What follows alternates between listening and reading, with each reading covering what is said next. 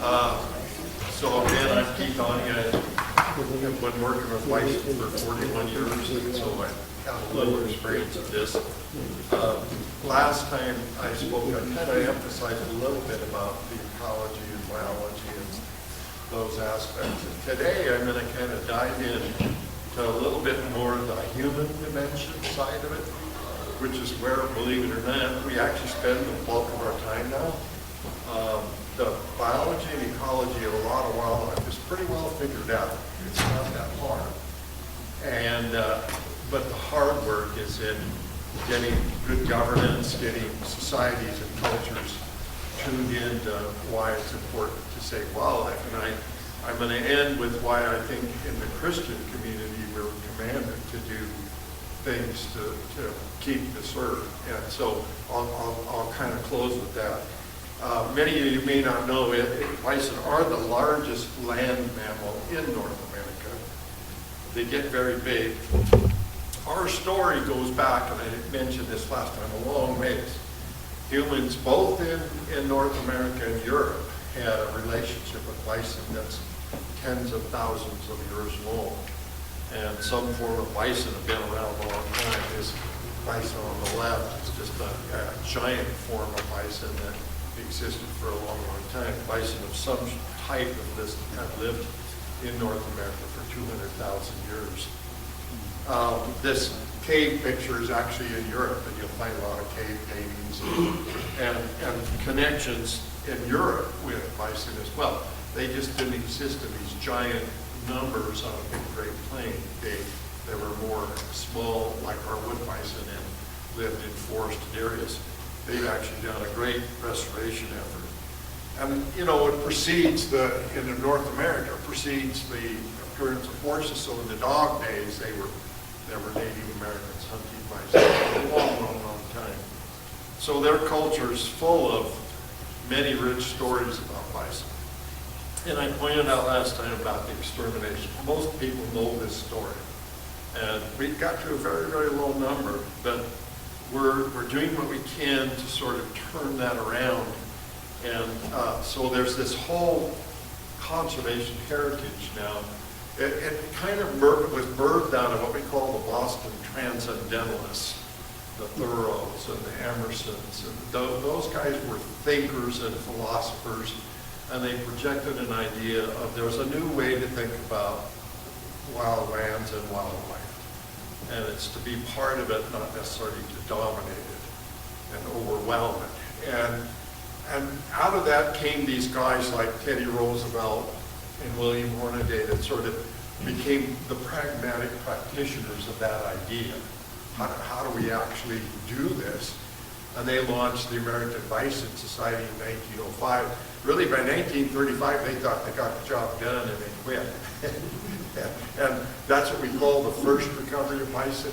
The second recovery came along in the 2000s here, in a little bit even in the 90s. And we relaunched the American Bison Society. A couple things we did is we did some visioning. The Vermejo vision, you can get it explains why would we do this? What is the ecological restoration of bison and how does it look? So we kind of refer to that as this second recovery.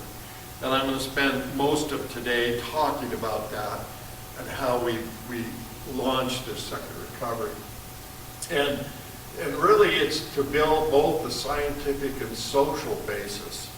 And the social basis is really where the dominant work is. That's where the hard work is, where you got to go work in halls of government, and you got to work in state legislatures, and you got to work with people and people groups. You got a lot of different interests out there, from agriculture, from industry to conservation. And so we did all these kinds of different things, you know, working in the reproductive physiology, meeting to talk about how bison fit on the land. You know, I mentioned last time about birds are very, very tied to that patch grazing of bison.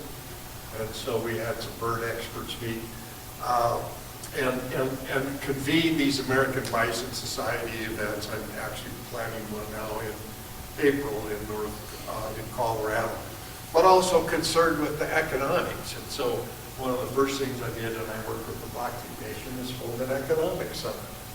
What would a nature-based economy look like in Blackfoot country? Just imagine they're right next to Glacier Park.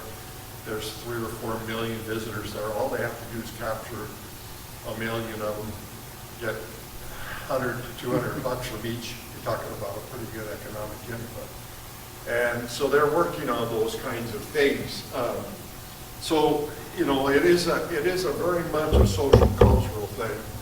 Now, like I said, the science, we started out with just kind of expert discussions and a lot of thinking. And then we're going more into the practice of actually doing it, you know, defining the landscapes, what the ecological restoration looks like, having these workshops and producing working papers, thinking about conservation genetics and what the status of bison is. So a lot of work has been done. This map with the blue dots is kind of where the conservation herds of North America are. Someone was asking that question. And there's a lot of them. And they vary from very small herds behind a fence to larger herds behind a big fence and lots of land, tens of thousands of acres, to some places where they're free-ranging and there's millions of acres. So they run across the spectrum, but what we've been slowly drifting to is more of the larger landscape focus. We can do the preservation, conservation of bison behind a fenced landscape quite easily, and we've done it in hundreds of places. To get it in a large landscape is a little harder. So thinking, for you guys, you get it because you're right here by Yellowstone. That's a large landscape of bison. That's a hard thing. But you may not know that there's a lot of others. Utah's Henry Mountains, the Book Cliffs in Utah. That's a Ute tribe and a Utah Game and Fish partnership that they're doing that in. The Kaibab Plateau in Arizona. Wood bison in Alaska, there's major restoration efforts going underway. I just talked to those guys yesterday on the phone, inviting them to our summit. And they have a vision for thousands of wood bison across this giant landscape.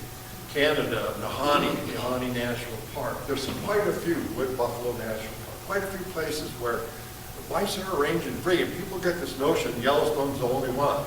That's wrong. That's not true. It hasn't ever been true. But people like to say that because it kind of gives them maybe some clout politically. But it is not the last place for bison at all. And we just reintroduced some in Blackfeet country, and I'll talk a little bit about that, I'll profile that a bit because that was a project I was highly involved in called the Eat Knee Initiative. Eat Knee is the Blackfoot word for buffalo.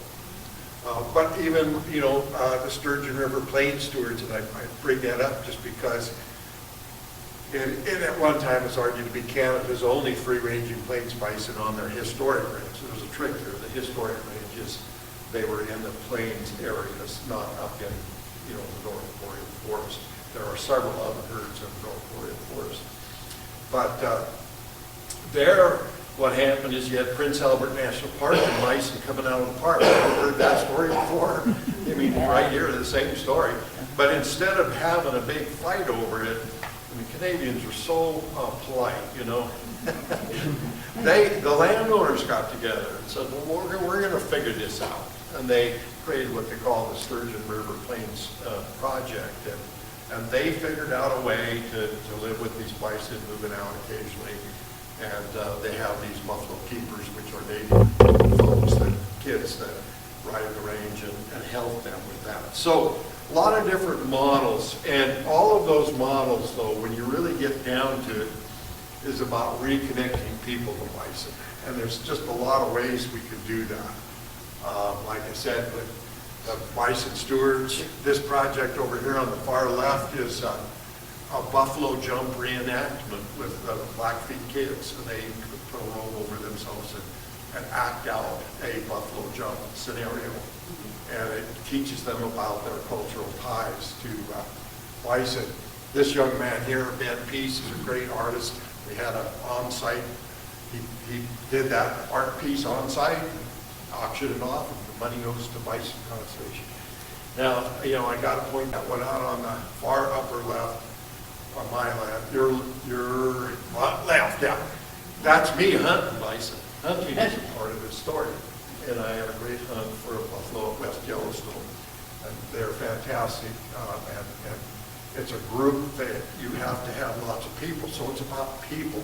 It's really not, you can't go on your own and hunt buffalo. And if you think about the native cultures, that's what happened, is they knew they could never hunt by themselves. In fact, they would get really chastised by the hunt master. If anybody did anything that was independent and on their own individually, they would chastise them tremendously. Even out to, places like New York, and we had brought buffalo back to the Bronx Zoo. The Bronx Zoo was a place where many buffalo came out to start the herds, like at Wichita, Wincade. They gathered them in the zoo and assembled herds and then put them on a train at Fordham Station in New York and shipped them on out.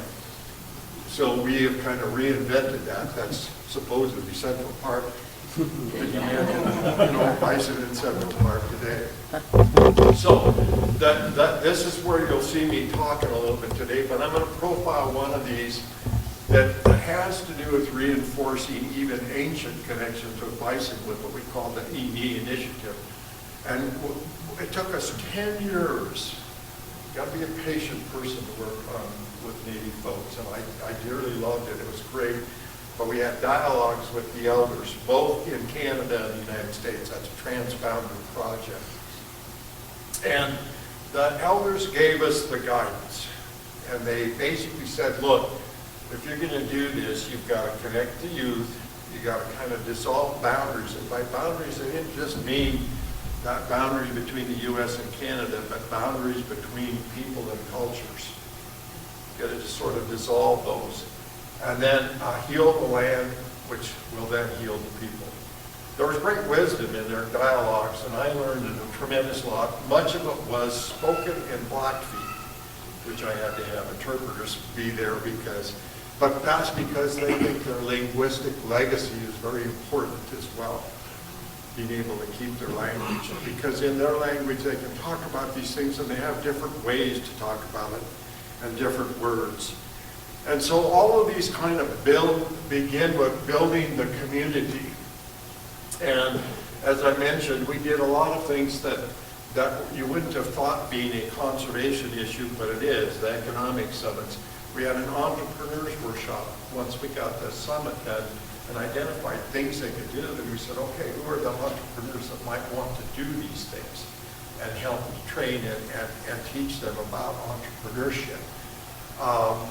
And build plans and help them deal with it. By 2018, I started this in 2010, so you can see how long this takes. We had the council, Tribal Business Council, approved a plan for reintroduction, and as you probably saw on the news, they've actually brought these bison back to Chief Mountain. And Chief Mountain is one of the areas we designated, which will be transboundary. If you've ever been to Chief Mountain, you're literally right on the border of Canada. And across the border, we're working with some lands folks there to look at the properties that these bison could roam on. So it is definitely about community and doing the community outreach. Our funding, a lot of it went to having these outreach events, whether it's the entrepreneurs workshop or being at powwows and exercising cultural things. Showing up was the big thing.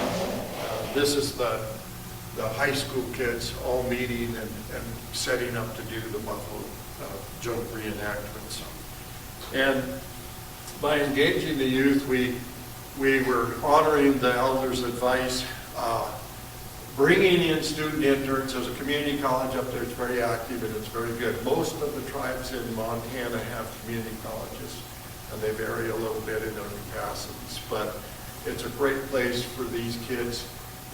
They created a Native Science Field Center in Blackfoot Community College, and we would help them think about bison conservation, wildlife conservation, teaching them GIS mapping skills, all those kinds of things that they might want. And we actually put a couple into graduate school, and they finished graduate projects here at MSU, and one just recently at U of M, and some up at Lethbridge, University of Lethbridge, I'm sorry. So there is an important part of it. The other part is within their community, understanding how they're structured is really important. In governance in any tribe, and this is a hard thing for people that, unless you work up there, there is this sort of tribal government thing, and you've got it going on. And you've got tribal business councils and agencies that do forestry and range and do all these things. But there's an entire subculture underneath you have to understand, and that's their societies. And their societies are very important. And that's where a lot of the dialogue is happening that leads to this groundswell of ideas that are planted in the governance. And the governance guys, they will, if the elders come in and say, hey, we need to do this, you're going to find tribal government very responsive to that. They're not going to push back on ideas that come from that society of groundswell. And so it's very, very important. And we kind of learned that when they have the Sundance, the Molko Geeks, the women's group, women's public group, starts the Sundance. There's not some guy in government saying, okay, here we go, and the gun shoots and everybody does, whatever they're supposed to do. No, it's the local geeks. And the Horn Society, which meets routinely, these groups meet routinely, is very, very important for some of the wisdom and guidance that they develop for their governance as a people. And the crazy dogs, they sometimes call them, is the police society. They police things, and they'll police us if we're having an event. And those guys are great guys. We're working hard. And what I will tell you, too, is they're really looking for social change. When we convene the elders, not a drop of alcohol is drunk. They won't do it because they know it has been this past problem, and so they don't do it. So when I grew up, we had probably a really bad image of the Blackfeet. I grew just south of there. And today, I have a completely different image. And they're really, really working hard all across Montana to shape their societies and cultures in good ways.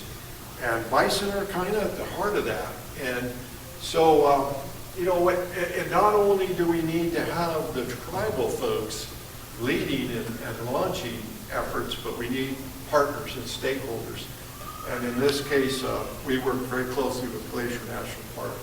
Glacier Park was outstanding, and Waterton National Park in Canada. Waterton people were great. And so we're continually dialoguing in stakeholder groups as well. And the tribes take the lead in that effort. Now, outside of that arena, we also have to think about our national, international arena. And so we've been doing a variety of things there. More recently, Obama signed the National Bison Legacy Act. I actually helped write that act.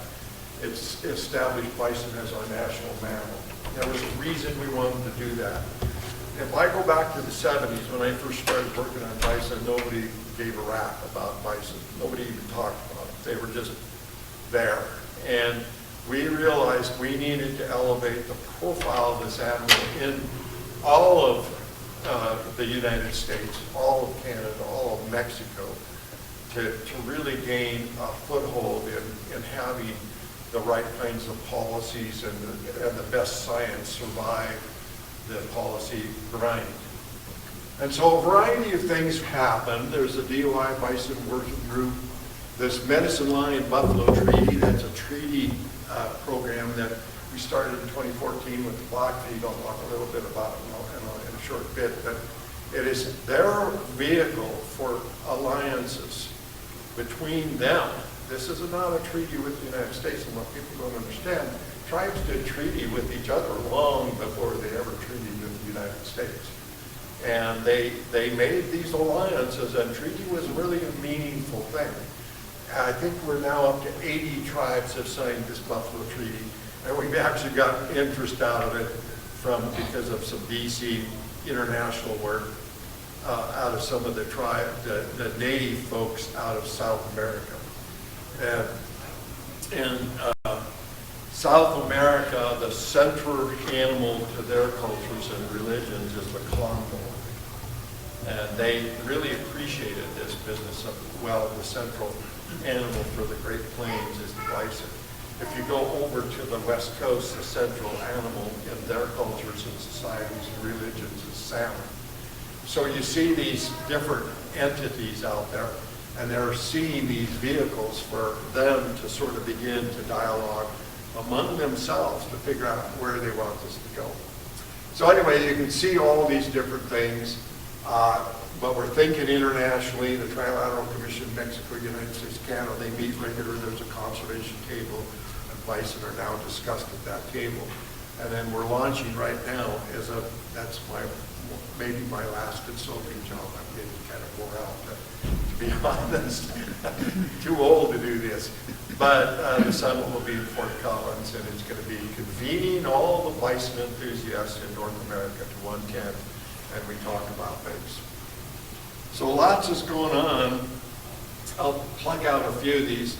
The National Mammal Campaign was quite interesting, and it took us quite a little while to get sponsors, but believe it or not, we got guys like North Dakota, John Holman, Christy Nome out of South Dakota, Martin Heinrich out of New Mexico. Quite a variety of folks across the different parties were partners on that. The real champion that kicked it off was Mike Enzi in Wyoming, and Mike's not there anymore, but there were some real interest in this, and it's all about celebrating the American bison. And we use the themes unity, resilience, and health as a central point to rally around. And bison create unity. They're very resilient to climate change, resilient to insults by humans, and they've survived all that. And then they're very healthy. They provide good health to communities and individual people.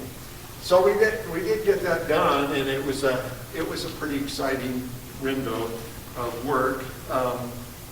And then we hold these Bison Society conferences regular. And this, again, is a lot about bringing these enthusiasts, whether it's the bison producers that commercially produce them, the tribes, the conservation community, and even the zoos. The zoos are doing some pretty neat things right now on bison conservation.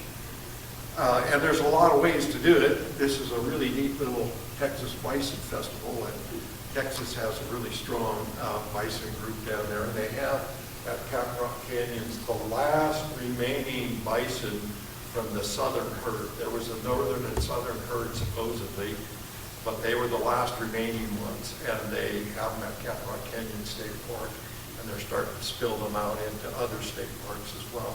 But they're really good at great country music, and these are the kinds of things you do when you're trying to engage people. And then I mentioned the Buffalo Treaty, and this says 30 northern tribes. That was at the beginning. This is an old slide. We're up to about 80.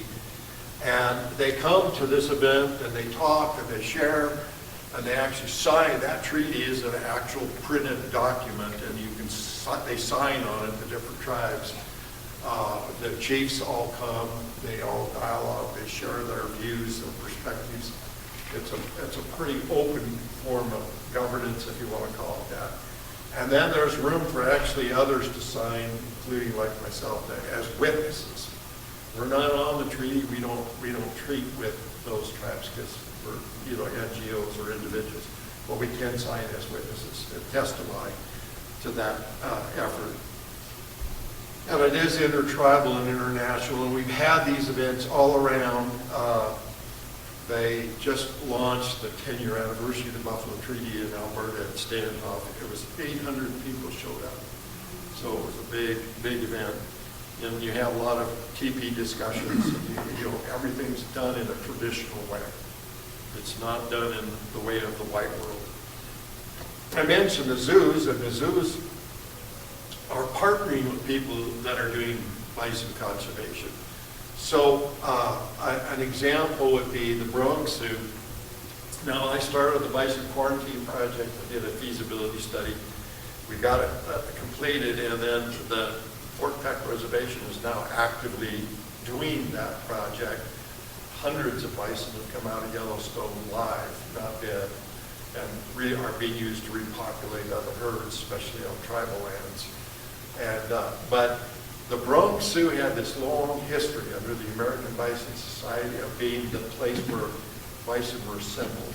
William Hornaday was behind all that, and they would be sent out, you know, to start these herds, including at the National Bison Range.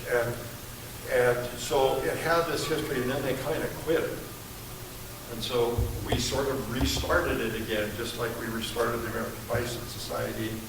And I got some bison, Yellowstone bison from Fort Peck, Robbie the Lakota, Assiniboine there. And they shipped them back to New York. We hauled them back to New York, put them in the Bronx Zoo to replace all the bison they had there before for display. And now they have Yellowstone bison there, and they're letting them reproduce, and the calf crop goes out again to supply bison, live bison, to other tribes. So they recently moved some to the Osage. And we had some wonderful ceremonies surrounding that delivery of these bison to New York. Likewise, the Blackfeet have a partnership with Oakland Zoo, and they got their bison from Elk Island and brought them down. And Elk Island is kind of unique in that those bison actually started by roundabout ways. They started at the Blackfeet Nation. It's the only place in the world where you can return bison that are the historical genetic composition to its homeland. Everywhere else you're kind of mixing and matching whatever's available. And they were caught over by Buffalo Lake and brought over to the Flathead, and the Flathead grew them up, and then they disposed of them into Canada, and then Canada bring them back. So it was quite an ordeal and ceremony around that. And the Oakland Zoo keeps a certain number and raises calves, and those calves come back every year, and there's a great ceremony in doing that. So again, think about it, engaging people. Why would we use zoos? The zoo at the Bronx has 4 million visitors a year. If you want to tell your story, there's a lot of audience there. Oakland Zoo has about 2 million, and it's a big audience again. So they have a great part of telling the story in their role. And we've done that with lots of ways. And that was the other thing that we learned in talking to each other at these Bison Society conferences, is that we need to be better at telling our story. Well, depends on even here, telling the story. And we've done it in all the usual ways. Some of you mentioned the American Buffalo series that just came out. I was science advisor to Ken Bernstein, but you know, television, print. There is an interesting deal we did. It's called Bison Bellows. If you haven't wanted something to read, Google Bison Bellows. And in the 100th anniversary of the National Park Service, we posted a story about bison every week for 52 weeks. And so there's these 52 stories. They have them in an archive, and you can read them. And they're really great little stories. You know, one of them in particular I wrote was about bison poop, you know, and why it was important. And so they're meant to be, they're one-pagers, they're meant to be an outreach to the public. So, you know, using social media, and then this interesting bison story map. It's sort of a spatial analysis of the bison world. And you can log in and see this story map, which tells the story. Now, those are all the things we've kind of been doing, and it's all relatively new. As you can see, we kind of launched the ABS in 2005. There were a few things done in the early 2000s, a couple of papers we did, whatnot. But that's really that's 20 years, roughly speaking, that we've been at this. But we still have big obstacles. I'm not going to pretend there aren't some big things we got to deal with. One of the big ones I would point to is the historical management. And people get very traditional in how they manage bison, and we've done it a certain way, but now we're asking people to do it in a different way. And that's hard to get people to change, even those within the bison community, even those within the tribal community. You know, some of you may think that tribes would just embrace this bison thing, and it was wonderful, easily done. No, we had to go into those communities and discuss with them for a long time why this was important. they had to sort of revamp some of the cultural dialogues to get public support for things, even within their community. There was this big issue of genetic integrity, and we've kind of gotten over that.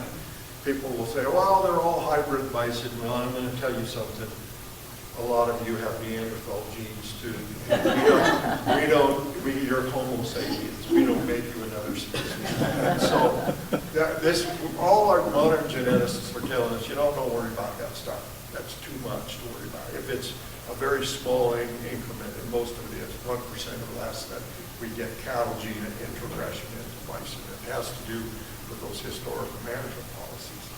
Some of the old-time guys that had saved some of the early bison herds tried to make a perfect cow, and it was silly because they had a perfect cow. They just left it alone. But things like small population size, and I kind of pointed that to you guys last time. The genetic dilution, loss of diversity. We have to worry about that a little bit. This confusing legal status, you see it here in Montana all the time. Are they wildlife or are they livestock? And in Montana, it's dual. Very few states it's dual. A lot of states, it's only livestock. That's all it is. This has, again, to do with that historical perspective of how bison were treated. And in the late 1800s, early 1900s, many states just said, well, they're extinct, and they didn't even consider them. Montana, believe it or not, has bison written into its original wildlife codes. Never left. It was never not wildlife in Montana. People are kind of confused about that. Now, when they come out of the park, people think you're treating them like livestock. Well, that might be true. But they always have been wildlife if they're from wild herds. And that's been court tested. So, but there are also commercial bison. They're privately owned. They're owned by individuals. So we have this dual thing. And the human conflict side, especially agriculture, we're going to actually open a dialogue with agriculture at our summit because we need to talk to people in agriculture. I come out of agriculture, so I kind of know the story and the concerns and the issues. And so that's where some tension exists. It is high in Montana. What I'm going to tell you, you go to most other states and the livestock guys don't care. They're not that excited about it. They're not running around going into the legislature and making bills and laws that might protect them from the, mean, bad bison. It's a Montana thing, and really it comes out of the fact that we have to deal with this Yellowstone issue and brucellosis, which I could spend hours on. And I spent a lot of time studying the epidemiology and pathogenesis of brucellosis as well. There's these complex partnerships. You saw what I was showing you in these previous slides, that this is a complex thing when you're dealing with people groups and cultures and society that has different interests. And I tell a lot of the students that I used to supervise when I was involved with MSU, us old guys, we did the easy stuff. That's over. You guys got the hard stuff now, and that's what they're doing. They're really learning how to create partnerships with multiple groups. And one of the concepts we're advertising right now is the concept of shared stewardship. I'll get into that in a bit. You're asked by God to be stewards of this earth. And sharing that stewardship is a really hard thing. So you can see these other things we've talked about, the social economic value. There's a lot of groups, and they hold these animals in different levels and values and esteem, and then coordinating all these policies. So we have obstacles.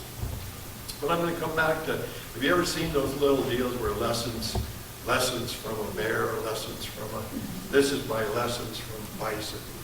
And bison, if we take and look at how they live, you've got to look far ahead. And so we've been really working to create a unifying vision and to share. They influence, they're bioengineers, they influence their environment and they try to improve their survival. We need to do the same. We need to connect healthy lands to healthy communities and healthy species, both bison and mankind. And I didn't talk a lot about the health benefits of bison, but in the tribes, diabetes is rampant, which then spins into heart disease and all kinds of other complications. Rampant. And it has to do with the shift in diet. They were built to live on a bison diet. and we switched them to fatted beef cattle, and it didn't work. And to sugary things, which they don't do. That's not their tradition, and they can't adapt to that overnight at least. And they're having great health problems. Going back to their traditional diets could be very, very helpful for them. And so that's why they were looking at it from a food health and food sovereignty perspective. Huge herd behaviors support their survival. Bison are always interacting and helping each other. It's really, really an interesting thing. And the tribes told us, yeah, we knew that all along. That's why we built our society and our cultures around this business of being in a herd. Not the individual gets to do whatever they want. You're in a herd. Now, an individual can speak up, and they have a truly democratic society, but a lot of it has to do with sharing that stewardship and building that strong community of interest and maintaining it. Keep moving and range wildlife. Bison move a lot. And so for us, that teaches us a lesson of conserving at the right scale, both in time and space. They have herd leaders in bison societies. We in our societies need herd leaders. We need champions. We need people to rise up and say, we need to do something different here. And without champions, our societies will die as well. And we got to think about the long term, thinking about sustainability and engaging the next generations. There's a frame of thinking marketed widely in the tribal communities called 7 generations thinking. Every decision they make today, they think about what will its impact be in 7 generations, and they dialogue about that. It's because they realize these decisions we make today have lasting impact. We need to be thinking about those things. And they don't forget. So, you know, one of the things that happened is we've kind of had cultural connections lost with bison nearly disappearing. They just weren't around. And even in tribal communities, they weren't around for the kids to see and for them to think about. And so we're finding that it's hard to restore that. It's a lot better if you can keep it. And we're busy trying to restore it. So I'll close real quick here to get you on the way. So why should Christians care about that? Well, if you examine this, there's a lot of really interesting information out there now on the theology of dominion, on conservation and Christians. Great, great opportunities. But of course, all throughout the creation story, God kept referencing, my creation is good. Multiple times, not just once, but multiple. And then finally he says it's very good. And we need to honor that. The Lord owns the earth. He put man on it to work it and keep it. And this is in the Word. So what we have is a little bit of a tension between Genesis 1 and Genesis chapter 2, between the concept of dominion and the concept of stewardship. They're different theological approaches, and it has to do with even the Hebrew words there. And the dominion side's pretty strong language. The stewardship side's a lot softer language. And so there's this whole emerging theology of dominion discussion that's out there. You can get at it if you want to look at it. And considering that we're guests in God's household, we have both a great privilege and a great responsibility to care for the earth. One of the things I find very interesting about this church body is it's written into your core values. Creation care. It's there. I hope you keep them there. Healthy lands and wildlife were a gift from God, and they can benefit mankind. We're learning more and more about that, especially bison. They kind of lead the way. Bison are a healthy food product given to us, and we sort of didn't pay attention to that for a period of time, and now there's a little more attention to it, along with other things, other plants and other animals in the world scale. People are paying attention to that. And we're going to be held accountable for our treatment of the earth. This is spoken to in the scripture, that we will be held accountable for that. This is a gift from God, and we need to be held accountable. And then Paul even mentions in Romans that God's eternal qualities can be understood from what he has made. We were studying this in the book club, thanks to Bill and others in the room, there's two books for us to learn about God. One is what they call the small book, which is the scripture. The other is the big book, which is the whole universe that we live in. And we can look out and see the wonder of God. And so this is emerging even in science discussions at this point, believe it or not. Bison conservation, I think, kind of can lead us to a place of forgiveness and healing. There's a movement afoot in Canada called the Reconciliation Movement, and it's about reconciling the injury we caused many years ago by our government and the things that we did to those people. And so I think that's a very important consideration. And they can unite humanity in many ways. As I already pointed to, our National Mammal Campaign was about unity, unity. And we can gather around not just the species, but all of the world that God has given us. And then this food part, we're commanded to feed my people. And food sovereignties and the issues of tribal health are all relevant and important for us to think about. So I'm going to kind of close with, there's a lot of resources. You could search this out. Obviously, in Scripture, there's many places you could go to. Pope Francis just launched an encyclical letter called Laudato Si. It's a very good deal. It's on the care of our home. And that very elaborate, lengthy book, the encyclical is quite large, where he talks about his thoughts on that very thing. The World Council of Churches just launched recently in 2024 a Living Hope for the Earth campaign. And so people are thinking about this in lots of places, in lots of areas. And then rethinking the dominion, I came across, this is a Mennonite Brethren forum that they discussed this. And the idea of dominion, what is that? What does that mean? And we all have a different definition of dominion. And that sometimes creates problems or tensions for us. There's a new emerging green theology and deep ecology. This is in a book, a journal that's really about basically theology, theos.